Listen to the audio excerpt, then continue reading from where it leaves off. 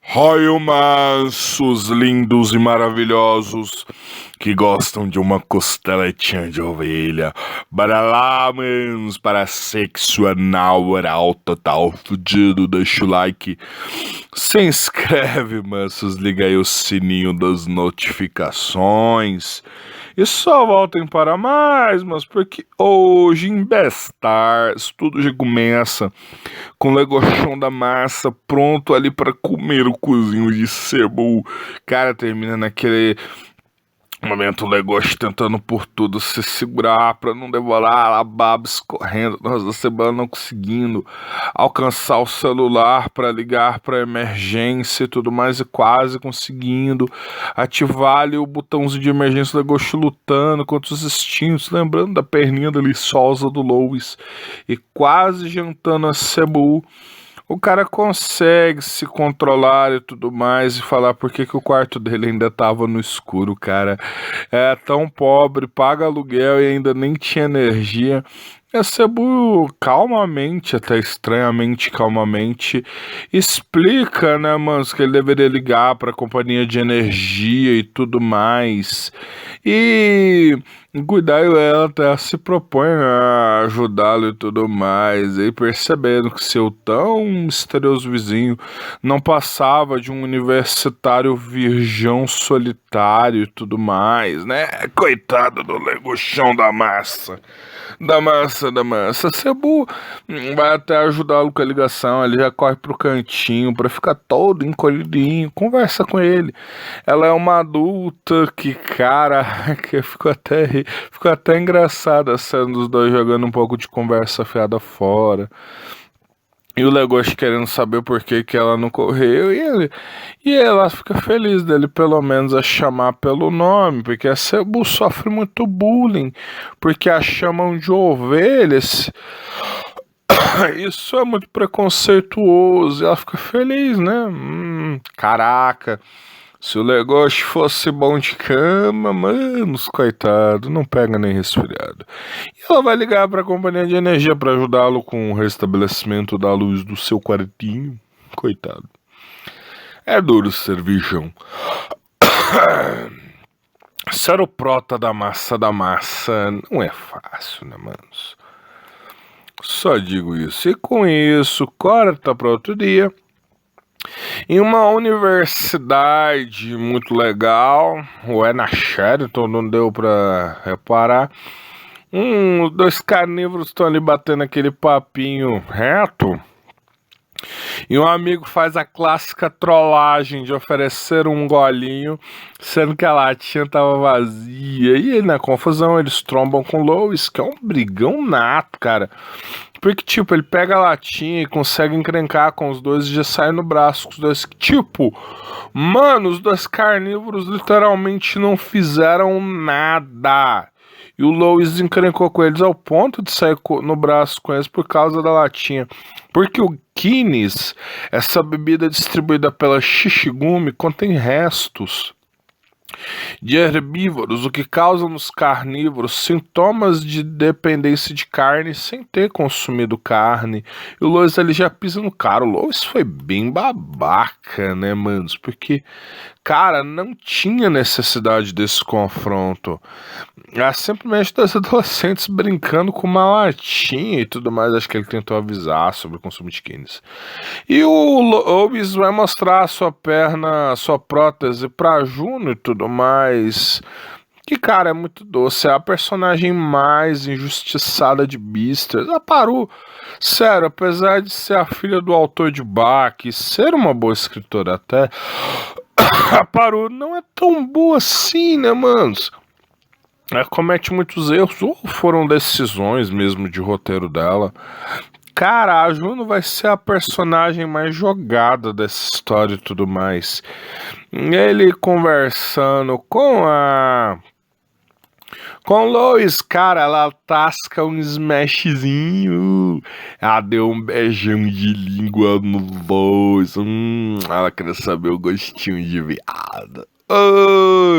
Júnior Tasco, seu primeiro beijo.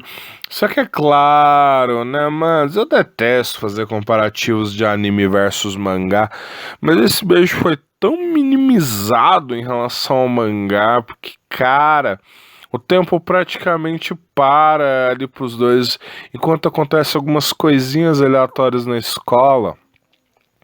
O Lois reflete sobre a qualidade do beijo dela, mas aqui só as ceninhas, não teve uma fala direta do Lois. E com isso, eles conseguem os meshzinhos, ela até fica todo encabulado, pede pra ele esquecer. Você fala, ah tá, eu vou esquecer. Mas era o meu primeiro beijo, não esqueça. Coitada da Juno, manos. Vai ficar de escanteio nessa história. Coitada, mano. O desfecho dela lá no final do anime. Ah, é lamentável, mano. É muito triste que Beastars teve o potencial de ser um dos melhores mangás da história. E a Paru perdeu a mão, gente. Extremamente feio. O Lois já sai todo tremido, porque, cara, foi um beijão de uma 10-10. E o Lois tremeu, mas. Ui, ui, ui. E com isso, né, manos? Os leões da Shishigumi estão ali, manos, em um depósito esperando para colher os lucros do Guinness e tudo mais. Um dos seus colegas meio que dá uma surtada por causa do Guinness e parte pra cima deles, mano. E é preciso os leões tentar segurar todo lado até que um consegue encaixar um Boa Noite Cinderela, um supapão direto e desmaiar o cara. E vemos que eles estão por trás da produção dessa bebida com restos de carnívoros que infelizmente causam uma dependência muito alta em carnívoros. E quem já tem o consumo prévio de carne vira uma máquina homicida de matar. É muito. E realmente é um toque bem genial do anime, essa história da veinha e dos olhos vermelhos, pra deixar claro que o animal está surtadão por carne, que assim, uma vez viciado em Guinness, você vai querer consumir carne de verdade posteriormente. Com isso, o novo chefe da Shishigumi, inclusive, até para desafiar o cara lá que fala por que ele quer ser o chefe, se ele só tava dando um pouquinho de marfim, ele atira a cabeça de um elefante decepado lá que tá a cabeça toda. Mano, isso também é outro corte em relação ao mangá. Tinha um plot por trás desse elefante, muita coisa do mangá foi deixada de lado, que são vitais para o entendimento maior da história. Eu recomendo, cara, vão ler Beastars. Essa adaptação faz juízo ao nome da Netflix, porque, mano, é muito inferior em relação ao mangá. Muita coisa é perdida, outras não são bem aproveitadas, e algumas até mudam quase que completamente o contexto, se você for parar para analisar e tudo mais, né, manos? E eles estão usando terceirizados, bandidinhos de esquina para distribuir o Guinness, manos, que, né? Quem não compraria energéticos de dois estranhos de uma van e um beco escuro? Né? Porque sim. Só porque sim, Zequinha. E no outro dia, a Cebu levou o Legoshi pra comprar tênis. Mas aqui, mais uma vez, o anime detona a adaptação do mangá. Porque, cara, cortou muitas cenas da Cebu e do Legoshi que ela levou ele pra comprar tênis porque ela trabalha na companhia de tênis de carnívoros que o Legoshi usa, e ele fica muito feliz por ela facilitar a vida dos carnívoros. E tirou muitas cenas significativas das interações dos dois, porque no mangá mostra ela vendo o pé do Legoshi, vendo os verdadeiros problemas dos carnívoros. A relação entre eles é um pouco mais emblemática no mangá. E ela encontra os dois bulinadores do trabalho na loja, né, cara, que fala o quanto ela é trabalhadora. É um elogio meio brincando, e ela tenta ali, toda maquiada, fazer um sorriso falso pra tentar superar aquele. De repente os dois calam a boca, porque quando o Legoshi chega perto, mano, o Legoshi não é um armário, é uma montanha. E eles acham que é o namorado dela, eles ficam todos cismados. E até levam uma bronca do Legoshi, porque, cara, o nome dela é Sebo, não é Senhora Ovelha e tudo mais. E eles ficam encabulados, e ela fica meio pé da vida, porque ele conseguiu em poucos segundos o que o próprio Legoshi, o que conseguiu em segundos o que ela nunca teve coragem de fazer, de desafiar o bullying e tudo mais, e já leva umas broncas, está discutindo com o Legoshi na rua, porque, cara, ele mal saiu das fraldas e já conseguiu o que ela nunca fez. E ao brigar com o Legoshi, até o guarda manda ele se afastar dele. Cara, o preconceito com carnívoros aqui chega a ser ridículo de tão bizonho e tudo mais. Mano, chega a ser absurdo. E ela vai tomar uma cervejinha num parque pra esfriar a cabeça. O Legoshi vai lá se desculpar.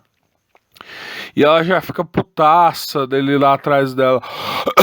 Cara, e até fala que é muito bizarro quando alguém se desculpa, quando deveria se desculpar.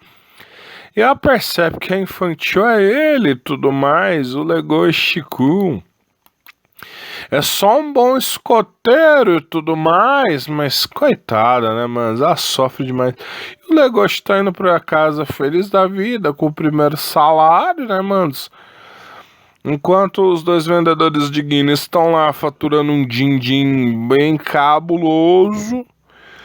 E, mano, eles vão ser atacados por um misterioso grupo de ratos que vão literalmente, manos, roubar toda a grana ali dos bandidinhos e cada um fugir com um massinho de nota. Ficou extremamente engraçado, eles chegando como se fosse um monstrão lá no armazém. Eles correm por todas as partes com o dinheiro e saem no catapimbas, mas infelizmente eles atuam das sombras em nome do Beasters, mas pelo visto não são agentes oficiais da lei e tudo mais, e são capturados por policiais e tudo mais, e cara, passam por uma verdadeira tortura no interrogatório, onde um deles está amarrado, eles prendem os comparsas no saco, o guarda fica batendo o saco na parede até eles sangrarem e tudo mais. Mas como bons policiais corruptos que tem que tomar no cu, manos, o Beastars, o Yafa chega ali pra livrar a cara deles, manos. Ah não, o Yafa podia ter dado pelo menos um soco nesses guardas, mas enfim.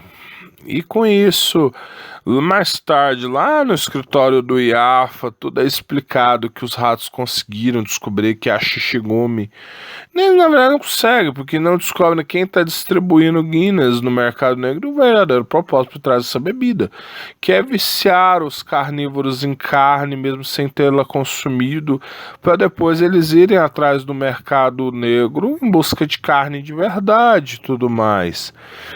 Com isso, né, mansos lindos e meus mansos maravilhosos, Legochão da Massa tá indo pra casa, feliz da vida com seu pagamento, e ele vai ser abordado, maninhos, pelos carnívoros que estão distribuindo a porcaria do Guinness, né, manos? Como se não fosse o suficiente, Legochão da Massa vai estar envolvido com mais problemas, mano. Isso é bem ofensivo e ridículo, mas é a vida, né, mano?